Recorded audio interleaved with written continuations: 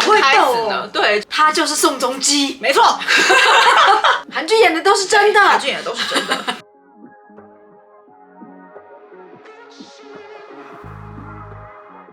欢迎来到 Hello Day， 我是喜娜，我是台湾妞。今天呢，是由我来跟大家分享社会事件。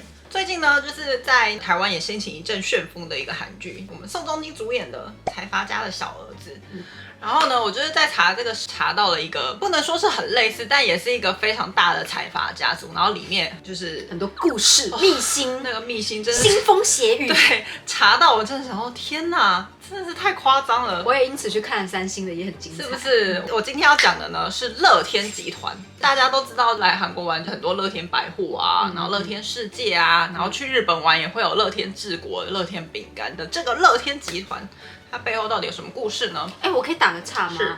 韩国人其实很不认同乐天，我知道，因为韩国人很认同 LG 跟三星，他们觉得 LG、三星就是韩国品牌。对，因为乐天就是在日本那边过水，他日本发迹的，对，所以他们不认同乐天是韩国品牌。对，今天也会讲到为什么韩国人会对乐天有一点感冒，可是我觉得他们对他又爱又恨对，不喜欢，但是看我们产自乐天百货每天都爆炸多人，然后也是风风雨雨的盖了一个乐天超额啊。对，但是以支持度来说，不会有品牌向心力。向心力这倒是，对吧？但是因为乐天比较偏民生消费，民生消费本来就不是像那个电器会有向心力啊，我觉得他们比较偏物流，我觉得。对啦，物流也算。对，好，反正呢，今天就是要讲这个乐天也是财阀家小儿子有发生了一件事情，所以我今天要讲的呢，除了乐天集团之外，然后也会再讲一个他们财阀的小儿子发生的事情。对不起，我再打一岔，因为好像大家有在讨论说，为什么是叫财阀家的小儿子，而不是财阀家的小孙子？对啊，为什么？因为你们要用韩国的字面上去解译，它是叫재벌집的忙内아들，对，所以呢，忙内本来就是最小的，对。아들是儿子没有错，所以你们翻译成字面上就是最小的儿子。可是以韩文的文法来说呢，是最小的儿子，可是他并没有说是谁的儿子啊，对啊，他只是辈分来说最小的身为儿子的人。对，他也可以讲忙内男家。忙内男家最小的男人，今天怎么觉得有一点搞笑的感觉？对，所以他重点不是在讲那个辈分，他重点是在讲他是最小的可以继承人的意思啊。对，我们其实之前有做过类似的，就是财阀家发生的一些，就是你有之前讲过一些很夸张的事迹，然后我们最后不是都有个结论，韩国真的就是财阀治国吗？财阀就是真的是握了所有权力。我就是查完这个乐天，我想说韩国没有财阀，真的就是没了啊。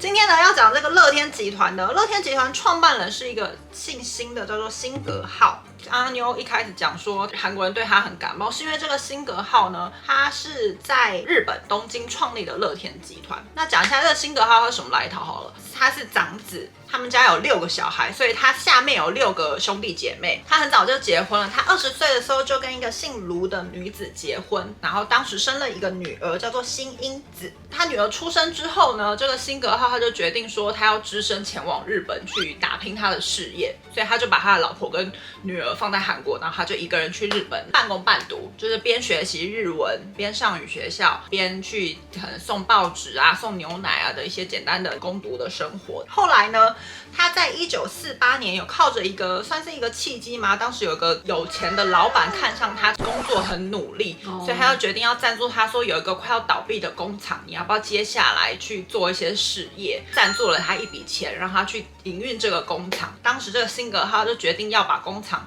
转变成是口香糖工厂。他就开始了他的口香糖事业。他运气也太好吧，居然就给一间工厂。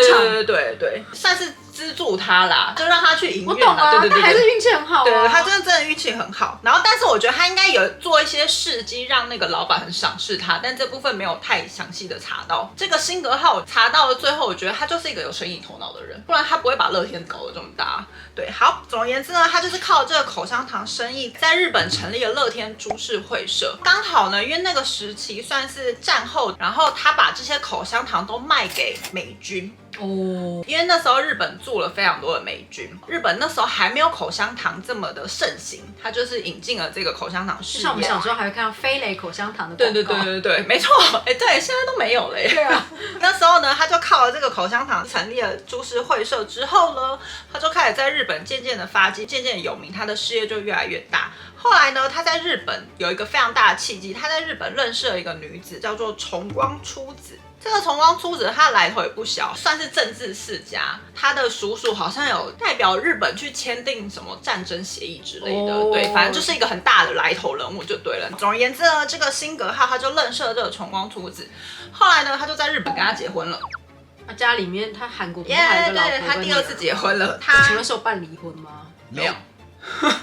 他跟这个重光初子结婚，并且呢还改名叫做重光武雄，就改了日本名字。入赘，对，就是入赘的意思。然后呢，因为这个妻子家我刚刚讲的，等于是政治世家握有非常多的权力，所以他就靠了这个妻子家的势力，让他的事业又越做越大，越做越大。辛格浩跟这个重光初子呢，当时育有2个儿子，大儿子叫做新东主，小儿子叫做新东兵。乐天现在的会长就是新东兵。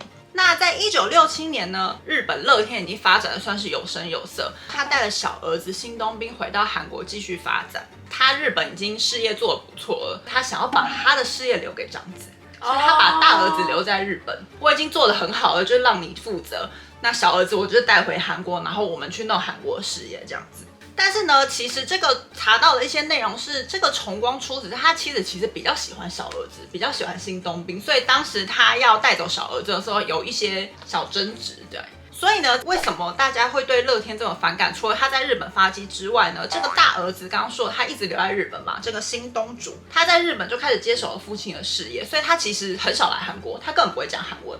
他对韩国没有认同感。对，因为他就从小到大他就是个日本人，他就是在日本长大，然后很少来韩国。然后他爸爸是把小儿子带来韩国嘛，所以新东兵他是会讲韩文的，可是这个大儿子是完全不会讲。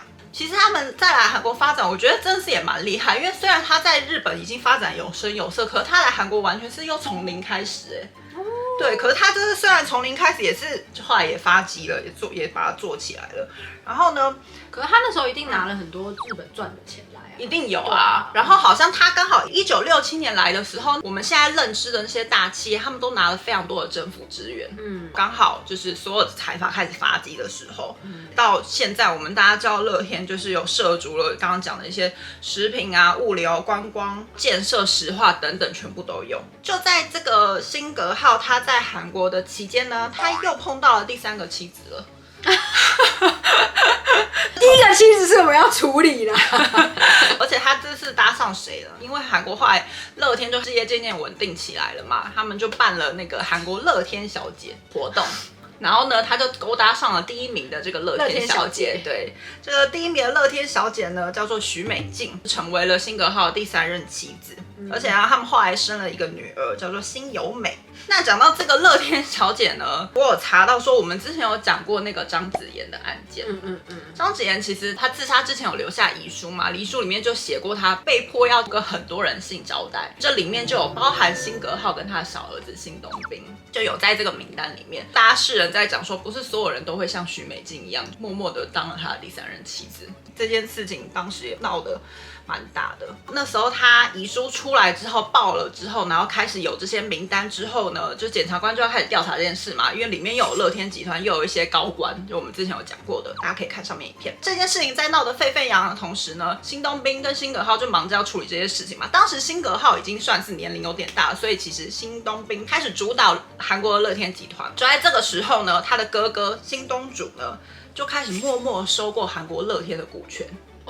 就跟宋仲基做的里面做的一模一样，想要制衡他的弟弟新东兵，因为他发现韩国乐天的业绩开始越来越好，越来越好。然后呢，他们两个做事方法非常不一样。留在日本这个长子新东主呢，算是继承爸爸的概念吧，就是所有的事情都是长子为主，所以他的旗下的员工几乎都是家族人员，他都雇佣家族人，因为他就会觉得财阀就是家族世家，就是要用自己人这样子。这个新东兵呢，他跟哥哥完全相反，比起家族更看重有能力的人，所以他的事业基本上都是选贤与能，就是没有在用家族的人就对了。所以呢，其实后来韩国乐天的收入比日本高10几倍，因为毕竟选贤与能嘛。你看看那个宋仲基的家族们这些姑姑跟叔叔们到底在干嘛呢？所以呢，新东主开始收购乐天股权之后呢，新东兵也开始反击。刚刚提到他就是都选贤与能嘛，获得非常大的股东跟理事会的支持，因为他就是做得很好，大家就觉得他没有靠家族的势力发起来这样子。所以呢，他就利用了这个外部股东跟内部的理事团队的支持，把这个新东主排除在乐天日本，消失他的营运权利。他利用他韩国乐天这么高大的资金，他并吞了日本乐天，就是并吞母公司啊，也就是宋仲基在剧中演的，他要把那个孙杨买下来，就是这个意思。他把日本给买下来了，他就是把日本给买下来了。那当然呢，以这个辛格浩爸爸的立场呢，他就是没有办法接受嘛，因为他原本就是想说各管各的。对，可是其实爸爸的意思是哥哥要做最大的，因为他长子嘛，他自己是长子，所以他其实是想要传给长子的，就跟会长一开始是想要留给大儿子一样。没错，是不是一模一样呢？辛格浩他就非常生气，所以他在隔年2015年7月，他就前往日本跟大儿子召开一场记者会，宣布说我要解除新东兵的职务，并且还有一些支持他的董事，当时辛格浩发布了这样的出面制裁对，维权，我要把他的那个权利拿掉这样。可是呢，这个新东兵他也不是省油的灯，他呢在爸爸宣布这件事之后呢，也是开了记者会说，这个新会长辛格浩这个解职令他没有经过董事会的表决，所以是无效的，无意执行。对，甚至呢他还召开了董事会，说要解除新会长的职务，儿子把爸爸给干掉。哇，是不是很可怕？好精彩哦！对啊，超精彩。他就说这个是无效的，而且辛格浩会长他的职务也是无效的，我们要解除他的。你看看他不顾你们董事会的决议，就这样乱发表，要把他 fire 掉啊！对，没错。这件事情开始呢，对他们整个父子就是决裂，对，真的是决裂。而且辛格浩他当时其实算年纪已经很大，他就是家里录了一段影片，公布这影片给媒体。我也有准备影片给大家看。아버님 찾아요. 이제 하나는 좀 도저히 일을 할 수 없고 용서할 수도 없습니다. 坚决的表示说，他这辈子绝对没有办法原谅新东兵，我没有办法接受我的儿子做的这样的事情，否决我的职务等等巴拉巴拉之类的。同步呢，除了爸爸讲了这些话之外，他的大儿子新东主呢召开媒体，然后也做了一段影片，内容呢就是在抨击弟弟新东兵嘛。可是呢，他是召集韩国的媒体，可是他全程都是用日文。因为他不会讲韩文嘛，那当然没有人要理他吧。所以韩国人就觉得你是哪位啊 ？Excuse me， 可以讲下韩文吗？对，你讲了一堆日文，然后要我们支持你，怎么可能呢？对呀，对啊，韩国人会对乐天又爱又恨，就是这个原因，认同感不够，认同感的原因。再加上呢，这个时候有个重要人物登场了，就是这个重光出子。刚刚提到了他的妈妈，我一开始有说他非常宠爱小儿子嘛，大儿子跟爸爸结盟要跟小儿子斗的时候呢，他的妈妈就站出来了，开始支持小儿子了。真的是很闹这一出，妈妈选边站。对，反正妈妈呢就开始动用她所有的人脉，因为妈妈就是在日本政治手腕，对，她就集结了各大企业家，包含 Uniqlo 啊，我们知道了几个比较大的日本企业啊，就站出来支持这个新东兵。这就是为什么韩国的 Uniqlo 都是在乐天，对呀，就是这个原因。对，最后呢，我们的优胜者就是新东兵。到现在为止，所有进口的日本品牌都是在乐天通路。对，最后新东兵就是赢得了整个乐天集团。他就是宋仲基，没错，他就是那个忙内儿子。对，这就是结论。没有啦，新东兵赢得整个乐天集团。过了几年之后呢，就开始了这个朴槿惠事件。朴槿惠那时候亲信干政这件事情，大家应该知道嘛，就崔顺实。这个崔顺实呢，那时候不只有乐天啦，他那时候三星也有勾结嘛。检察官发现呢，乐天有捐款70亿给崔顺实旗下的基金会。他为什么要捐款这70亿呢？就是换取乐天在首尔的免税店经营权利。2016年的11月，韩国检察官就以挪用公款、贪污贿赂、逃税等等的罪名要起诉这个乐天集团。最后呢，这个乐天集团靠有所有的势力、所有的关系，就阻止了这一切。唯一被起诉成功的是谁呢？就是这个辛格浩他第一任妻子生下的女儿辛英子，就是他的长女。唯一有进监牢的就是他，真是好可怜哦！是不是爸爸一直在外面，最后还要帮爸爸坐牢。没错。那父亲辛格浩会长呢，他是被判3年，可是因为他那时候已经90几岁了，因为健康的理由不需要入狱。长子辛东主无罪，次子辛东彬呢2年6个月缓刑4年，可是当庭就被释放了。欧莫娜果然是最有权力者。最后呢，这个辛格浩是在2020年死亡的，高龄99岁。才2年前的事。对，2年前的事。而且呢，辛格浩会长过世的时候，其实我有查到，他是所有的韩国财阀的第1任会长，他是最后一个过世的。算是等于活最久的。对，活最久的，因为其他 LG、三星啊的第1代全部都死掉了，然后就是他最久，所以他那时候死掉的时候，新闻就是有点像是第1代财阀的落幕的感觉。我看其他三星 LG 的感觉，他们现在都是已经斗争到第3代。对啊，辛格浩就真的是活了很久。你们以为故事就到这边结束了吗？还没完是不是？还没完。虽然乐天家族大故事结束了，现在真的要讲的财阀小儿子的故事出来了。乐天集团呢有一个小儿子叫做辛东和。辛东浩，他是这个辛格浩弟弟的儿子，也就是这个辛格浩的侄子。他在1968年10月出生。1994年的时候，当时他26岁，他在英国大学念书，学校那时候放假嘛，他就跟朋友回韩国玩，可是他没有跟家长说，他就是自己偷溜回韩国。1994年呢，我们之前有谈到说，那时候韩国有一群财阀的纨绔子弟，叫做橘子族。就都在江南里面开着名车跑来跑去的，辛东和就是里面一个，在江南开车炫富。金康州，没错。这个时间呢是1994年的1月17号，他凌晨跟朋友4位开着现代汽车，这个型号呢是 Kurenjo， 当时呢算是韩国最顶级的名车，车价大概是2000多万韩币。然后呢不小心跟一个轿车擦撞了，这个辛东和呢就跟朋友非常愤怒的下车，开始要把那个轿车驾驶跟那个乘客都把他拖下来，开始打他们，进行施暴。而且他们除了拳打脚踢之外，路边有什么花盆石头啊，全部拿起来敲他。对，所以呢，这个被害者呢，他不只是有皮肉伤，他甚至有造成脑中血的非常严重的伤势，就对了。而且呢，打完人之后呢，他居然趁机想要坐飞机回英国。对，还好当时警察后来有查到他们的车号，什么都有查到，所以警察就在机场逮到这个辛东和就对了。当时这个辛东和他还接受新闻媒体访问嘛，因为他家里是乐天集团蛮著名的人物，他还跟媒体说，我们就只是年轻人喝了点酒啊，打打人还好吧，有必要闹这么大吗？这样子。对，他就讲这样的话。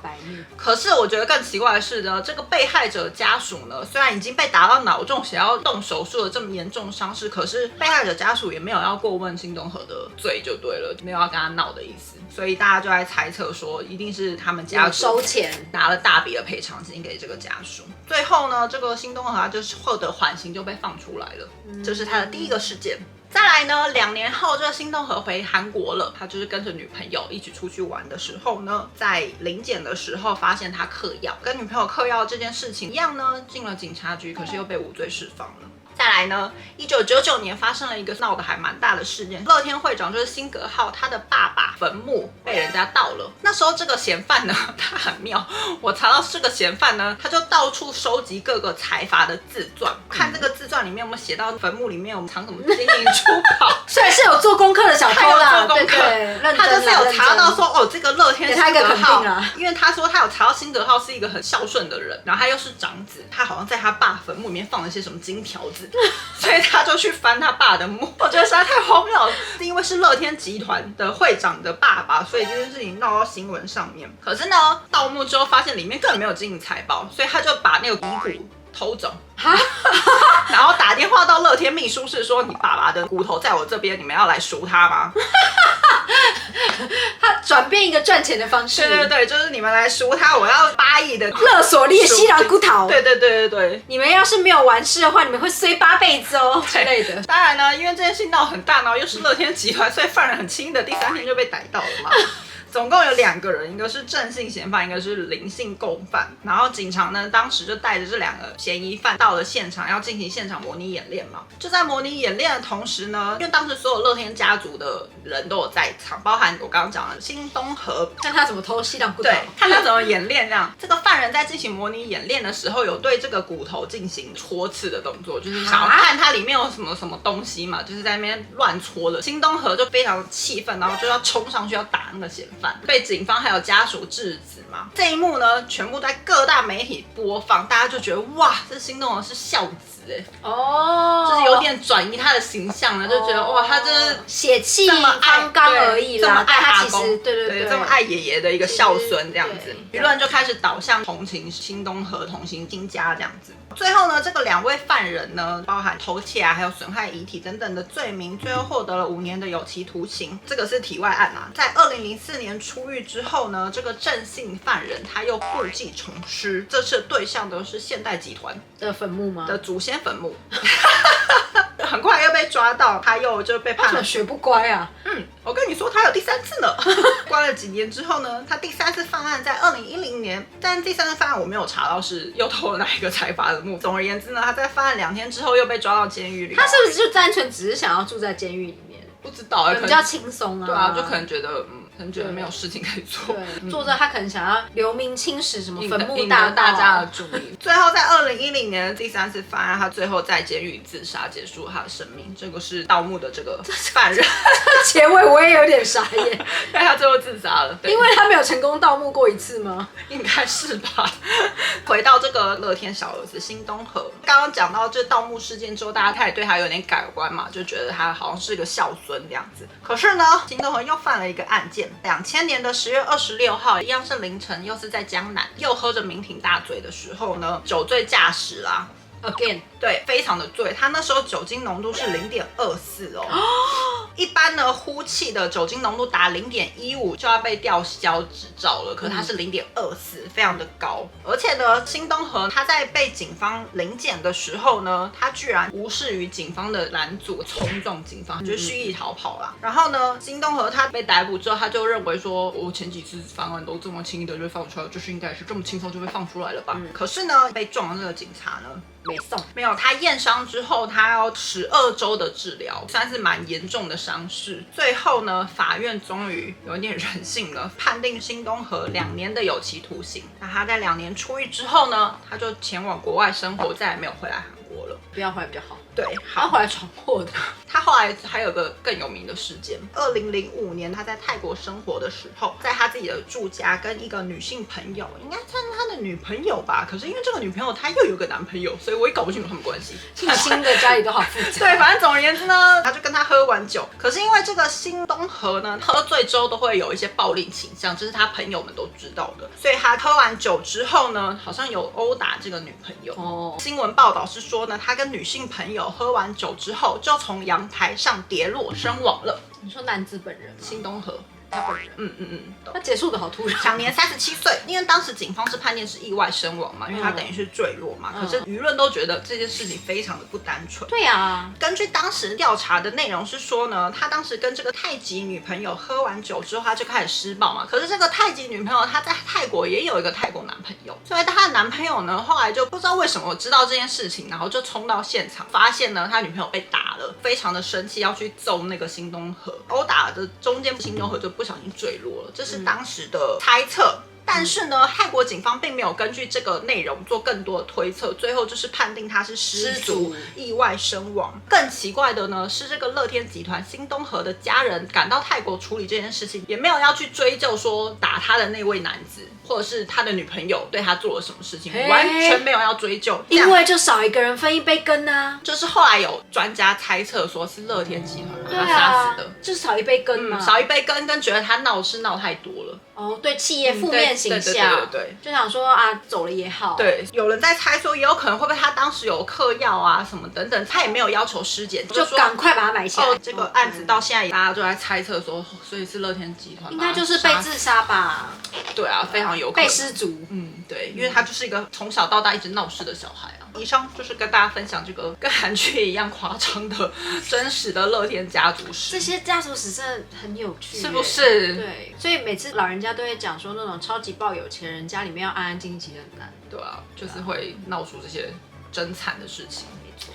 希望大家会喜欢我们这支影片咯。以上就是这礼拜为大家所准备的内容。如果喜欢我们分享的话，记得订阅我们的频道 Hi Day， 开启小铃铛后加入我们的会员。我是阿妞，我是喜娜，拜拜。切波起，切波，它是叫切波，它其实1、2、3、4、5，要开始提到乐天集团的财阀权力之争，就如同我们韩剧里面讲到的，韩剧演的都是真的，韩剧演的都是真的。